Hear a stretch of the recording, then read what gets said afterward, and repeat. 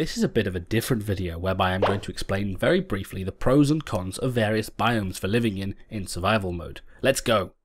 Extreme hills are decent sources of emeralds and have an awful lot of stone available for building grand stone buildings, but the bumpy and high terrain means you have to be creative with your builds and there's a risk of falling. Swamplands have lots of flat ground and an abundance of slimes for killing, but the water makes it hard to get around quickly without a boat or depth strider boots.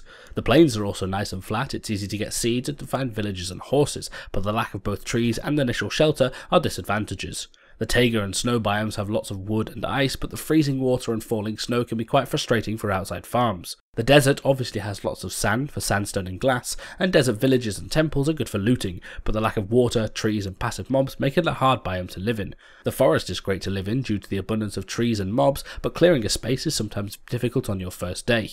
The Mesa biome is a nice biome to look at, but there's no trees or stone for building with, or mobs to farm. The jungle is my personal favourite biome, there's a huge amount of wood there, although clearing a space for a build is pretty tough, and fall damage is quite high from the tall trees. Lastly, Savanna is quite a nice biome for building in, with a fair amount of trees, horses and passive mobs, but a small lack of water for your farm. There are other biomes that I haven't mentioned yet, but we're out of time. Click up here for the video on colonising your world, and up here for a tutorial on different shelter types.